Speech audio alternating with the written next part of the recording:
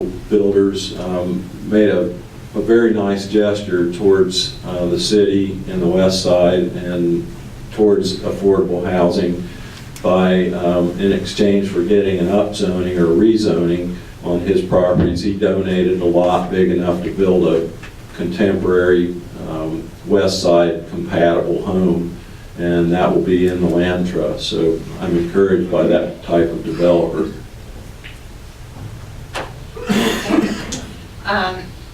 Mr. Weaver first.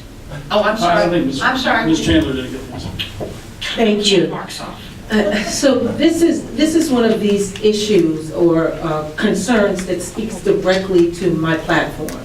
And I say that as to say, this is where I think single-member district is helpful, simply because you would have a commissioner who would be able to speak directly to this particular concern.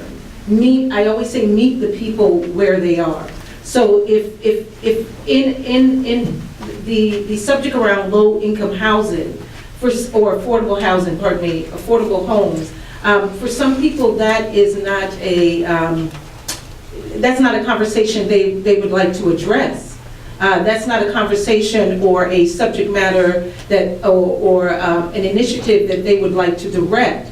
So this is something that in a specific area, single-member district, whatever that area may be, they would be able to give special attention to that and understand the needs of the people and why it's important to have that. So it's speaking to the subject and being able to have someone who would be able to identify it. Thank you. Mr. Weaver, Ms. Chandler, and Mr. Weldon for this question. In 2021, in just 3 years, local communities will be assuming the operation and maintenance of Sunrail.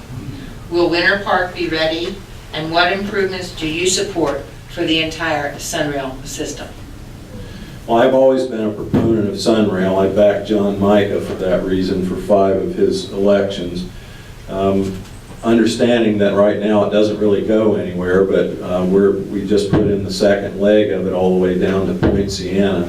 A lot of people I've talked to at my meet and greets for the campaign didn't know that you can spend $2, ride down to the Sunrail station at Sand Lake Road, get off and pick up the Lynx Express bus, number 111, and go straight to the A side of the airport, and they drop you off right in front of the 3-story escalator to the TSA area.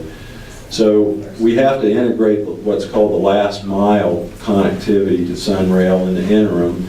Some cities are using Uber and Lyft to do that.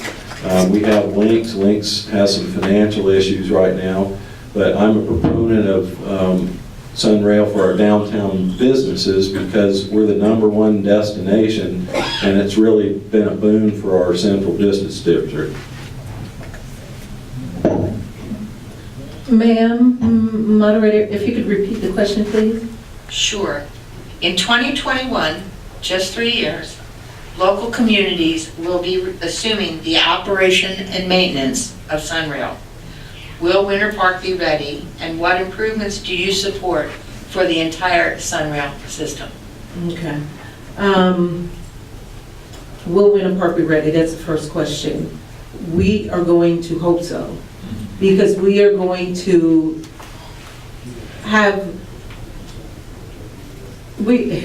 we are going to hope so, because we are going to know that we have elected people and place them in office that will address this situation. We know that in our city, Winter Park, outside in Orlando, transportation will always be an issue. And whatever we can do to minimize that, whether it's through partnership with Uber, Lyft, the Lynx, I think that's how we approach the situation. We definitely want to make sure that people have access, going places, engagement. These are all quality of life things to add quality to our lives. So I would say we would definitely want to know that it's working for us. I am proud to acknowledge that Mr. Weaver and I agree on something. Yes, we are ready for Sunrail. We have been accruing and an amount every year for the past 6 years to provide for the first year of our $375,000. I think it's roughly that number. That will be our obligation capped to the Sunrail system beginning in 2021. The larger issue is a regional transportation issue, and I was on the phone with the Altamont Springs city manager this past week going over some of the things he's trying to do. He's pulled together a few cities, including Apopka and Maitland, and I'm encouraging the city manager to look at joining his municipal regional transportation board so that we can work together more closely among both the counties and our municipalities as all of the options unfold before us, from self-driving vehicles to ride-sharing services and links. We are now going to ask the last audience question before closing comments. I need to tell you that there are at least 15 more questions. And so we just sort of tried to stack them up and go through them. But the final question, which will be answered first by Ms. Chandler, next by Mr. Weldon, and finally by Mr. Weaver. Plastic is a topic of conversation everywhere. How would you vote on an ordinance to ban plastic bags in our city? Wow. I remember Earth Day a couple years ago, and there was a young lady wearing all the plastic bags to make us conscious of it. And it is true. I have small children, I have adult children, I have grandchildren. So this is one of those areas. I think Winter Park does a fantastic job in the reciprocals, the designated reciprocals for recycling and things like that. And seeing more of those, this is important, and I think we get to address it as a need of importance. And again, it's being responsible, making people aware of the importance of recycling, how toxic it is overall, and coming up with an effective solution. Thank you. We already recycle, and we added recycling to our commercial properties in our last contract with WastePro. If there's evidence that something more is needed, I am very open to listening to it. But Fran and I put our trash bags in recycling every week, and I assume most of the other residents of Winter Park do as well. So I'm not sure how much more regulation is required. If there's some facts that can be brought to the commission that say, here's why we need more of it, I am happy to seriously consider it. Mr. Weaver? Well, we have 40 years of landfill left here in Orange County, and 40 years sounds like a long time, but most of us here are close to twice that old. We have no outlet for the plastics that we do recycle. First it was China that cut us off, and then it was India. So the only solution is we have to reduce the amount of plastic that we use. It's going in the landfill, it's not being recycled. So I'm a proponent of getting rid of plastic bags for sure. I carry around recycled bags in my car. Of course, I always forget them to bring them in the store, but that means I just load them into at the car. I'm sure all of you have done that once or twice. But yeah, we do have to cut down on the amount of packaging, and fruits and vegetable packaging at Publix would be a good place to start. We're now going to have the closing statements from each of the candidates. Again, they drew cards. Then Mr. Weldon goes first, Ms. Chandler goes second, and Mr. Weaver is last. And we will applaud them all when we're done. Yes, I hope you've looked at some of the accomplishments we've had in Winter Park over the past several years. I think it's astounding what we've been able to do as a city commission. I'm always looking again behind the facade, especially the facade of the campaign, and working to understand and deliver tangible results that create value for our residents and our city. I've voted for and initiated many policies and investments that have added to long-term value creation we all want in Winter Park. from promoting a focus on forestry management for our street trees beginning 12 years ago and measuring the results. We now replant over 500 street trees every year. It's going to be amazing when the underground is done and those trees flourish.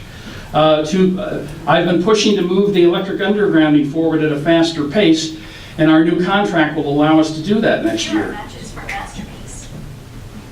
Oops, somebody owes me $5. Okay, may I have a few more seconds, ma'am? Yeah. Yes, thank you. To our agreement to purchase 7% of our power from large-scale solar fields, to embracing and supporting our vision as the city of arts and culture, not only as a leader, but with my personal commitments, to purchasing 55 acres of new green space and much more. I have always and always will carefully study our options and strongly support sensible policies and investments that serve the best long-term interest of Winter Park and our residents. Please check out votepeteweldon.com. I am endorsed by 5 former mayors, Mayor Steve Leary, Commissioner Sarah Sprinkle, and over 140 women leaders and moms for a very good reason.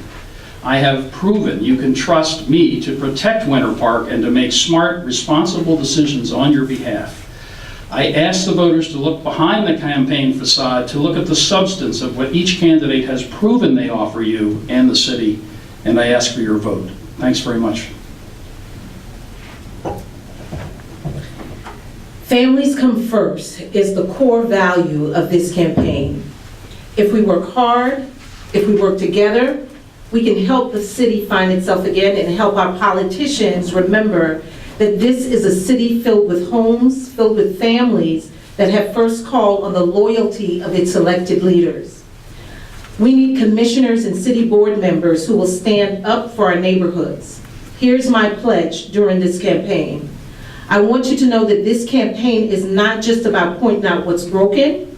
We will put forward specific proposals, some of them quite simple, that will reopen City Hall to its citizens and reshape its priorities. Together we can build a future that gives Winter Park families a level playing field.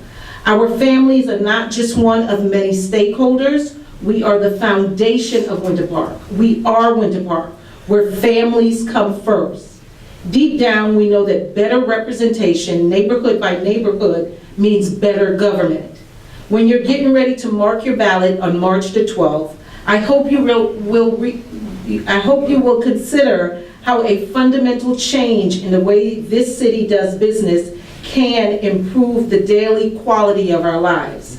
I hope you will agree that electing a commissioner with a strong grassroots connection with our citizens can begin to move our community forward. Thank you.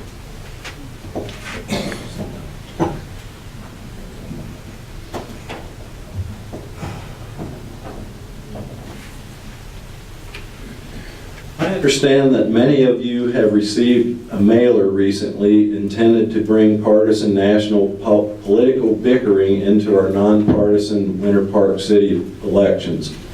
This mailer also tells you who supported a 5-story, 6-level parking garage in the heart of the central business district at a taxpayer cost of $3 million, or who sunsetted the tree preservation board.